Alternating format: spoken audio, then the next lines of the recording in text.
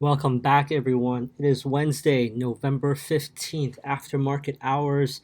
Appreciate everyone tuning back in. Just a bit of housekeeping before we jump into the markets. I want to remind everyone that I will be semi offline starting on Thursday, November 16th. So there won't be any podcasts covering the markets starting on Thursday, November 16th through Tuesday, November 21st of next week. Just taking some R&R. I'll be in a different time zone. I just need to kind of recharge a little bit before the Thanksgiving holiday. If you live or have lived in New York City, you'll know you get ton of visitors this time of year. Everyone wants to be in New York. It is definitely one of the best times to be in New York. All the grumpy New Yorkers are a little bit less grumpy. A lot of things to see. But I have four nephews coming in, two in-laws. And thankfully, they're not, staying with us in our apartment. But it's going to be a lot of work, but a lot of fun at the same time. But it'll be good for my wife and I to kind of recharge before all of that starts. And after 92 episodes of the podcast, I can't believe it, since July 4th weekend, 92, wow. I think it'd be good to just kind of step back, especially after the 3 month sell off and the 14-day rally, to kind of just collect my thoughts going into the end of the year and into 2024, and as well as plan out and kind of think about how I want to proceed with the premium offering in 2024. But I want to thank everyone who has diligently subscribed and been following this journey since even before I started the podcast, when it was just written word.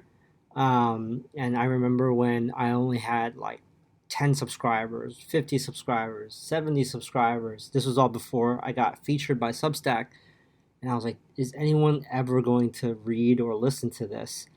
And I was kind of nervous starting the podcast, to be honest with you.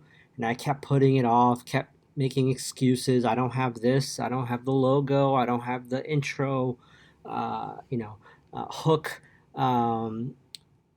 That I had planned originally. I didn't have a cool logo for Apple iTunes or Spotify, and I just kept putting it off. I was like, you know what? Perfect is the enemy of good and greatness. And I thought about Kobe Bryant and Mamba mentality, and I just started on the July 4th weekend. So thank you very much. So let's jump right into the markets. It was a very bullish day, continuation day after Tuesday's huge rally after the CPI. So you want to see that, right? You want to see a very positive move on heavy volume, which we did on Tuesday. And then you don't want that kind of day to run flat, right? Typically, when you have non-confirmed up moves that fail, you'll have like these big days like we had on Tuesday. We'll kind of sit around for a few days, or even the next following day will sell off. And you never want to see that, right? So we had a very good continuation day today. Breath continued on the positive side, so that's good. So let's jump into that. So for new highs, we had a 418, and for new lows, we had 123. So that's good, right? That, like I said, like this is one of the key metrics that I follow. We had 3.5x more new highs than new lows today on Wednesday. So that's a positive sign here. When I take a look at different sectors, communication services, consumer defensive, financial, and consumer cyclical led the way. They were the most green, but none of the sectors were above 1% today. Technology was kind of break even after such a huge run up. I mentioned yesterday's podcast. We want to see a breather. We want to see prices take a breather, pause, build energy again, consolidate sideways, and then we kind of rally into the Santa Claus rally in the end of December. So we might still be getting that, right? On the downside, energy and utilities led the way to the downside. Taking a look at what actually led, you had on the mega cap tech names, you had Tesla up 2.29, Google was up 0.7, Apple was up 0.3%. So not huge. Tesla was the best performer. And then curiously, we did have a little bit of a, not sell off, but I would say a breather in Microsoft. It was down 0.16%. So that's a nothing burger. Nvidia, after the huge run up, they were down 1.5% today on Wednesday. And you had Meta down 1.07% and Amazon down 1.7%. In the Dow for healthcare, if you recall yesterday, I mentioned that there was not a sell-off, but a migration or moving out of healthcare into tech names. And I think that's still happening because Eli Lilly was down 3.6, AbbVie was down 0.33, Merck was down 0.8%, UNH was down 0.38%, but Pfizer was up a little over 3% today, and J&J was up 0.77. So it wasn't as big of a rally as yesterday, but still a very positive, constructive continuation day on the bullish side. We opened up above the previous lows, which is good. We didn't go red outside of the NASDAQ. The NASDAQ turned red right around one-ish, and then it kind of popped back up. I think if I had to give a ding to anything, the S&P 500 and the NASDAQ closed not at the lows, but near the lows of the day, but still above yesterday's close.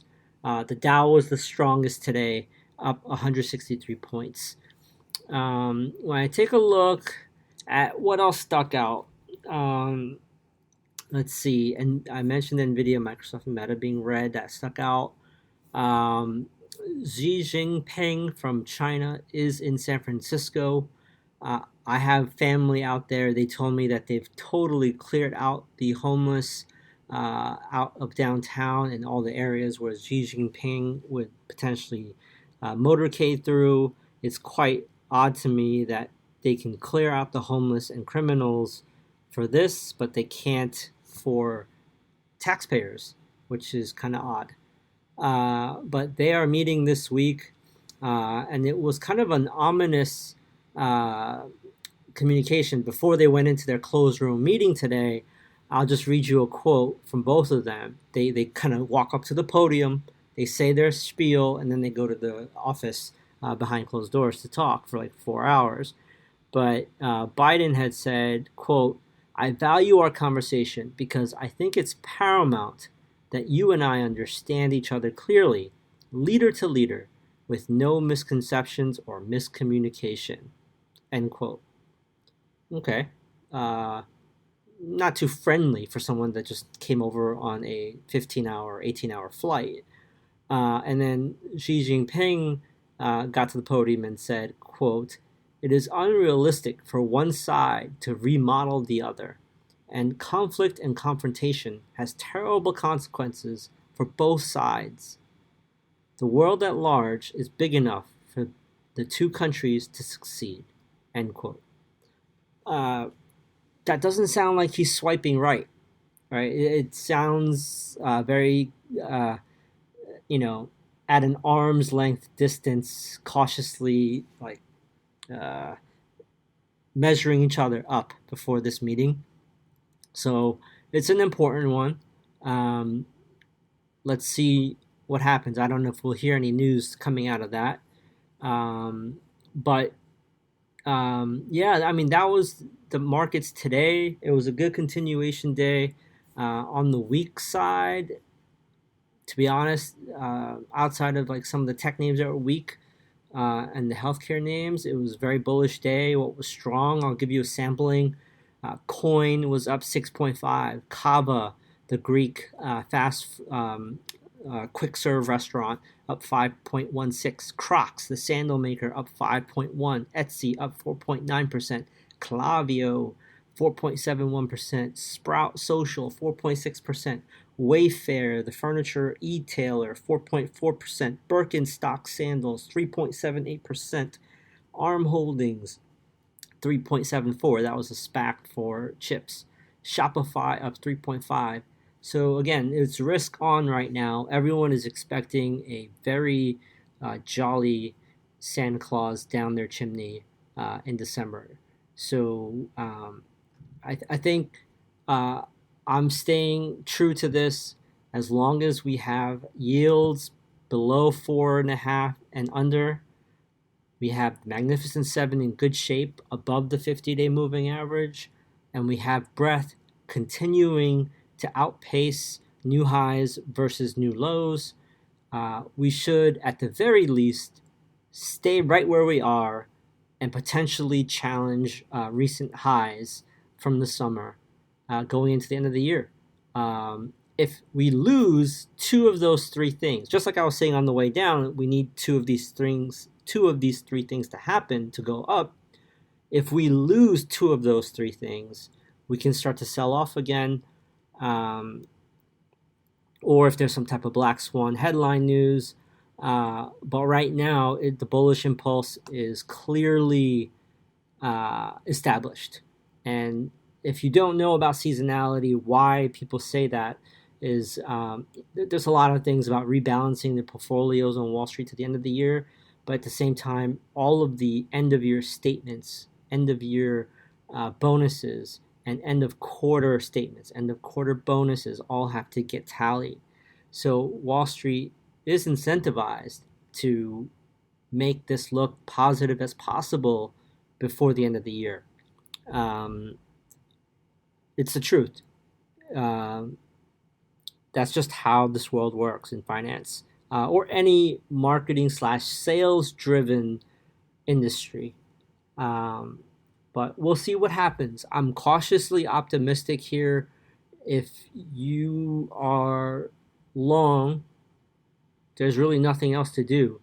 If you're in cash, I think it's risky to open up a very large new bullish position right now because of how far we've come back up. Again, I'm not your financial advisor. Please consult with your financial advisor. This is just my eyes and what I'm seeing in the charts and how I'm interpreting them. I think a healthy pullback is needed before we go into the end of the year. But who am I to say? We just undid 3 months of a sell-off in 14 sessions. I really can't find a 14-day span where we've the S&P, the SPY, has gained 10% in 14 trading sessions.